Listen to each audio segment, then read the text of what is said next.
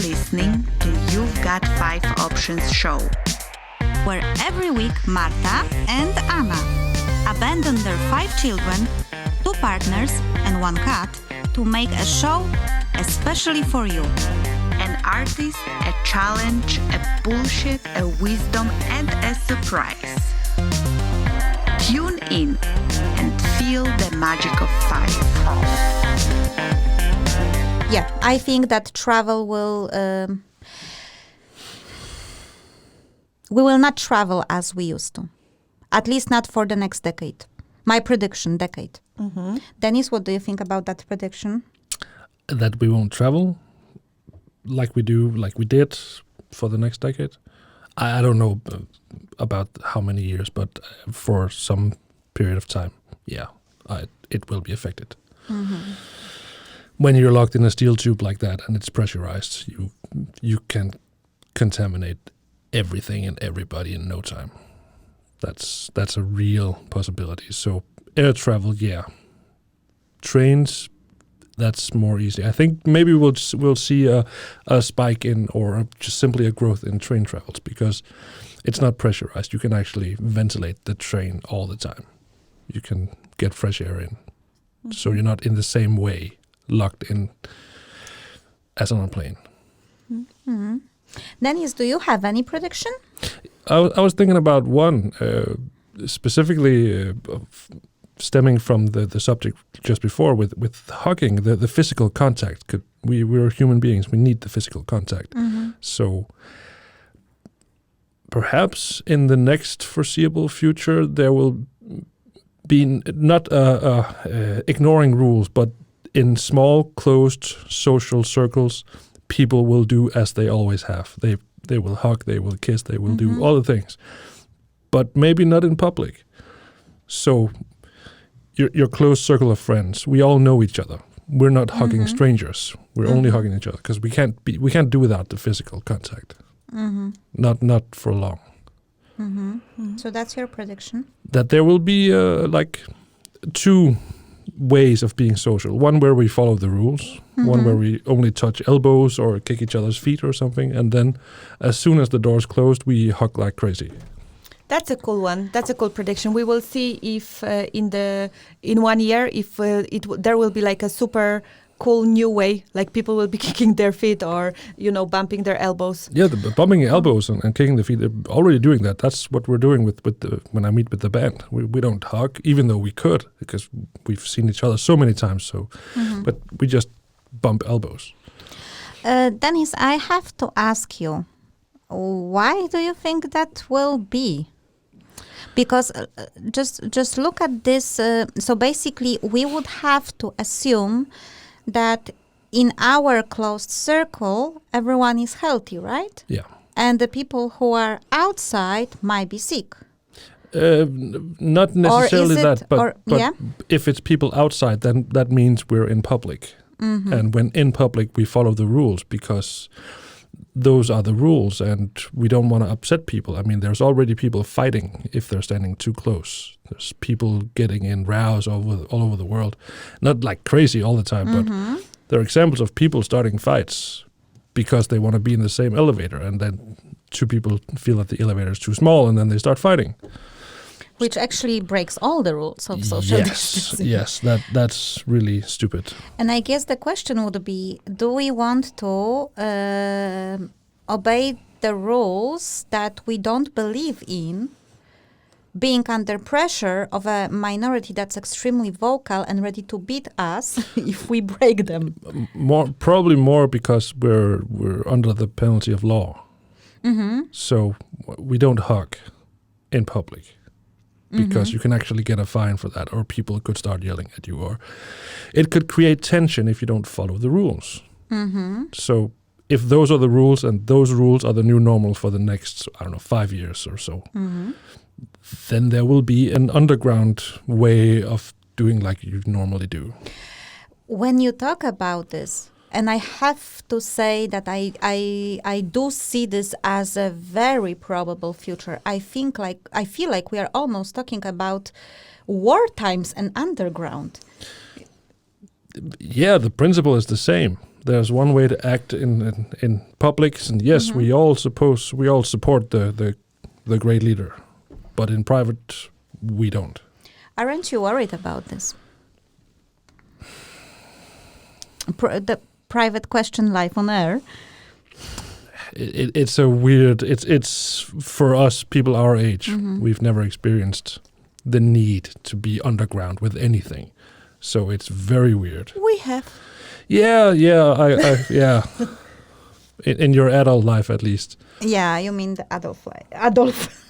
in your adult life. In my adult life. Yeah, Freudian slip there. Yeah, in my adult life. True. Well, I guess this will be if that prediction would come true, I guess every single one of us will have to take 2 steps back and think about the mechanism we are following, right? Because if our belief that it is safe to hug is being somehow, not a belief, but right to hug or right to be social, is being restricted by a law that we don't believe in.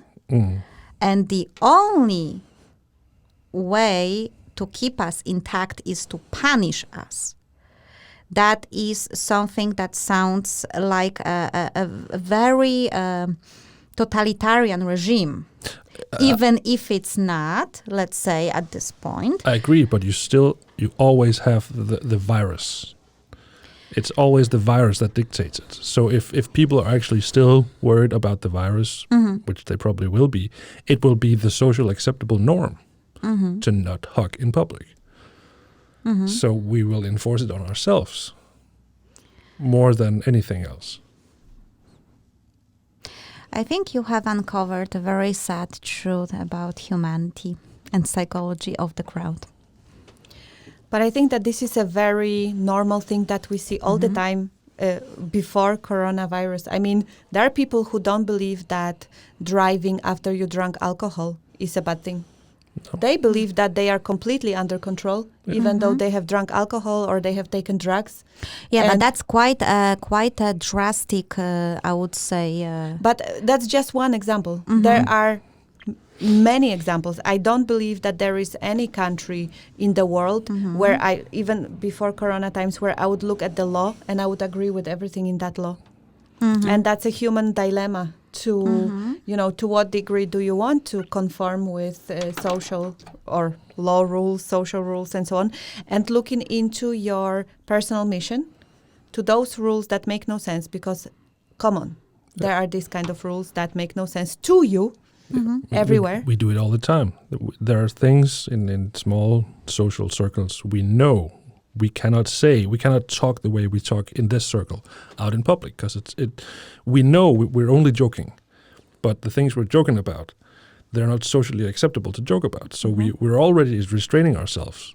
Yeah, it's called the self-censorship. It is, and we do that because we have to be together all the time. So if we're always using our rights to say whatever we want because it's not legal, then we don't play well socially. We're always restraining ourselves, no matter if we think we do or not. We are. So just adding on, extending that to hugging, and only hugging, because you can still bump elbows and bump feet, but it's one physical thing. I don't think it will make an uproar, but it will be done just behind closed doors. And then it will be a question of how many of these kind of rules will be pushed in the years to come. Yeah. That will be the question, because people might be willing to accept some of that, especially in those cultures where there's not a lot of physical contact anyway. For people, it might not be such a huge deal to accept that. So it will be more of how many of these kind of rules there will be enforced before people are not willing to accept them anymore. I think that's the point that worries me, because if we just get one rule at a time with months or years in between them, we might not even recognize how many things are illegal before it's Are you too quoting late. Handmaid's Tale? Because that's actually... No, that's just a dystopian reality that if you slice it like a salami and you Yeah. only take one small slice at a time, Of course. the new normal will be accepted. It's just how it is. But can we get a bit of more of these predictions? Yeah, sure. And actually, I think this will tie it up quite well to what have Dennis predicted. My prediction that I will present now is that tribalism and even more drastic division is possible between people. And we need to, my opinion is that we need to be more compassionate and empathic towards each other. Because in this particular moment in a world history, it is extremely easy to divide us due to the different ideas that we have, although on a very basic level, we all have the same goals and desires, live a happy, healthy life in a safe and beautiful world. But I see a potential, I will say, for a huge division between people and tribalism. Basically, people gathering in groups and fighting off each other. I think this is very visible currently in the United States. I will not make a whole, case about this because I'm not there, but you can see, Republicans versus Democrats, and there is no such a thing as evaluating an argument or an opinion objectively. Well, some say that this doesn't exist at all, but we are talking now about the fact that, if you are from this, if you are left or right, whatever you will say, you are this or that. So basically people start communicating and start recognizing themselves via labels that people put on certain groups, which can also magnify the feeling of the division. And I will say a feeling of a division because I think many of this is happening in some sort of a virtual space of media, social media, where let's just one more time remind everyone, apparently almost half of Twitter accounts are software bots. Facebook is also removing so many fake things, so many arguments, I believe, and many nasty comments that we read, I believe they are artificially pumped there just to create this division between us. And for instance, following up on what you said, I think that it is quite possible that people will gather in tribes and groups and will be divisive. For instance, I believe the vaccine has a potential to be very divisive. People who will not take the COVID-19 vaccine might get in one tribe or a group and might be ostracized by the group that took the vaccine. You know what I mean? Like those are the danger ones. They are dangerous people ahead of us. Or for instance, there will be, I even see a restaurant and bars open with a sign, it's free to hug here. It's okay to hug here, or it's okay to be social here.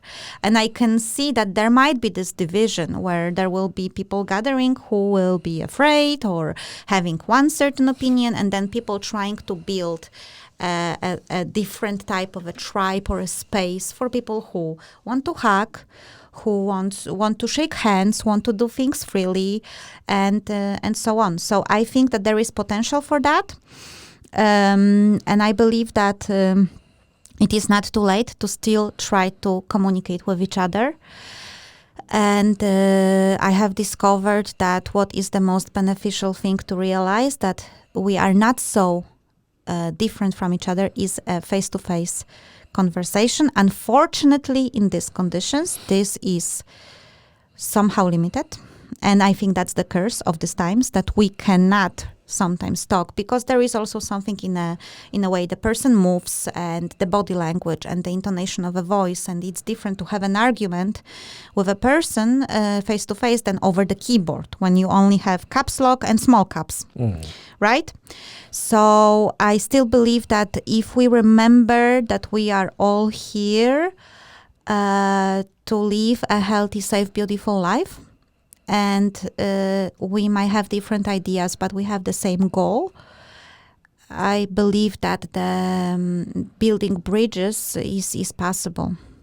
But I'm afraid that in a dark turn, it will go into even bigger division and into tribalism. And that's where my beginning thought of that this new normal will look different depending on your attitude and depending on the country where you live in. I believe that's my belief. That's kind of how I feel, that some form of that will happen in the nearest future. But I would see it maybe in a more soft version of we might be forced into building smaller communities.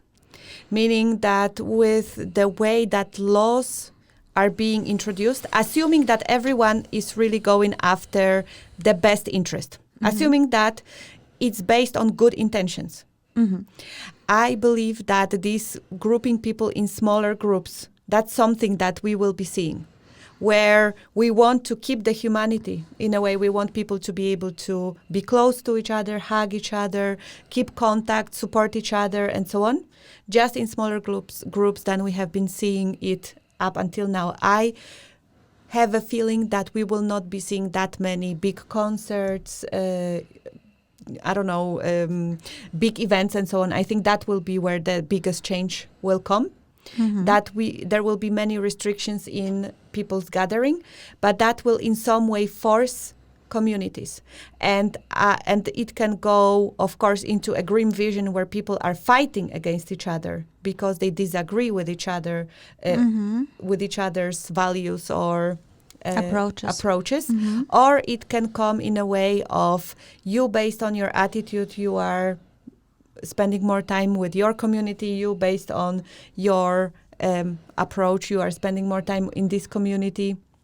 Somehow I have this, I don't know yet if it will go through the very dark times or if it will be more of based on your values and interest that you are getting naturally, purposefully into a community, maybe based on people who do not want to vaccinate and they want to live closer to nature. Maybe they will have a common interest in setting up a community where they are growing their own vegetables, creating their own kindergarten school or something for children, that these ones that are not vaccinated can go together to school and kindergarten and so on. So maybe something more like that, but some form of spending more time in closer communities. I also have I have a feeling that that will happen. How much forcefully, how much fighting, I don't know, but some sort of communities, I'm seeing that. I confirm. I allow it. I think that this is a very possible prediction. I believe that surprisingly, people who are now the loneliest are the people who are living in huge cities, because they can really feel loneliness being locked in their apartments. I believe that people who are living in little towns and small villages are actually social as they are, because, okay, no one here is sick. So we are safe, right? So I actually think that small communities could be potentially the most optimal model to basically, let's just go in the future, break down the mega cities and, let people just spread and live in smaller communities, in villages or little towns, because let's look at the situation where the outbreak is the most severe. It's not Italy or America, it's New York, it's northern Italy, it's specific cities and specific, we call it epicenters, right? It's not that in entire America. For instance, in California, there is very, very few cases comparing to New York.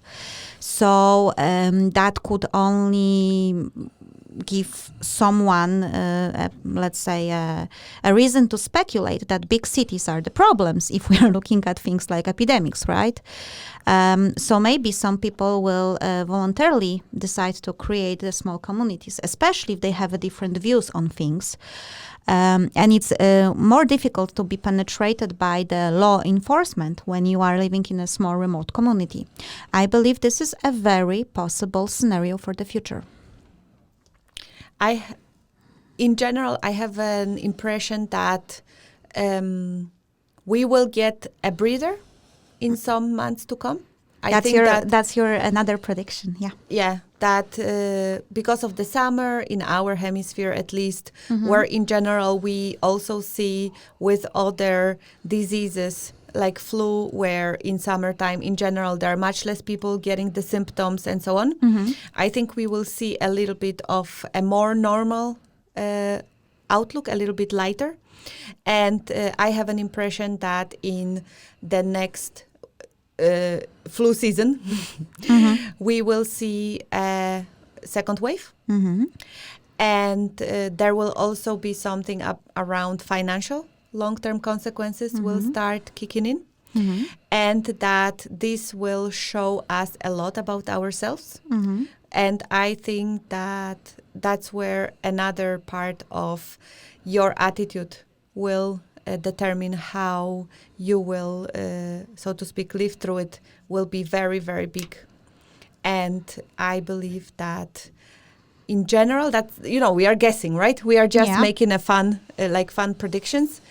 I have an impression that in the future, our reality will look like based on our beliefs.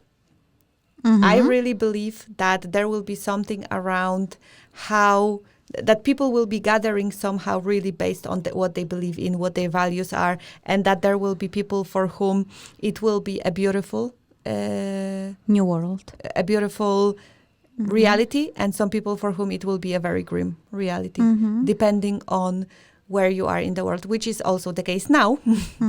If you compare living in Denmark now and living in Syria, I think you already have it. So I think that there will be even more of that kind in some sort of a more community-based setting.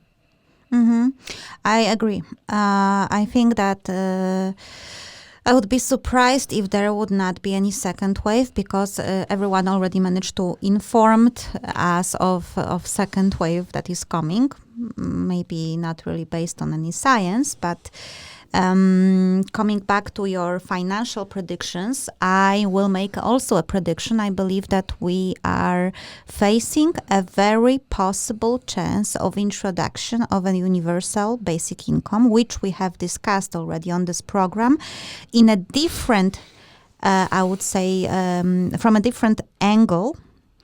Now I believe that this can be a reality, universal basic income, in case of our financial system collapsing. However, I also believe that if the universal basic income would be introduced, I think it will come with a certain restrictions. There will be some conditions that you may have to fulfill in order to get it. For instance, let's say hugging in public, they will cut 20% of your universal basic income. Not vaccinated, you are not getting it for, let's say, 6 months, or failing to report via tracking application, we are cutting down 50% of your universal basic income, because that's again dystopian prediction. But I think it could happen that we will have. We will be financially dependent on the state, on the government, because the small businesses are unfortunately collapsing. Private companies, well, we will see. And many businesses are collapsing, but many businesses are thriving and arising, which we have in another. We have it in our part 3. I have done a research here, so it's not an accurate statement. It's not one truth. It's not one truth, but I would like to see the comparison of the amount of business that have collapsed versus the amount of business that have thrived, right? That I would like to see. We probably could see the new startups because I think maybe that would require some. Yeah. No, but now we are just playing with the predictions, right? So we can bring the data in our next program. But I think it is a possibility because there are even discussions about universal basic income. In Spain, there is a discussion to introduce it. Basically, in America, many states have introduced a temporary check of $1,200 per person, right? On this occasion of the pandemic. Yeah, that's a one-time check. It's a one-time check, Yeah. yes? Okay. So it's really useless. Well, that's let's see how far they would go with it. So that could be my prediction. And then because of the fact that universal basic income would be directly dependent on how good of a citizen are you and how well you are fulfilling the rules of a new law, some people might make a decision of opting out of the system and trying to, for instance, build an independent community. That's my prediction. That could or could not happen. I might or may not be in a process of writing a short story exactly about that scenario.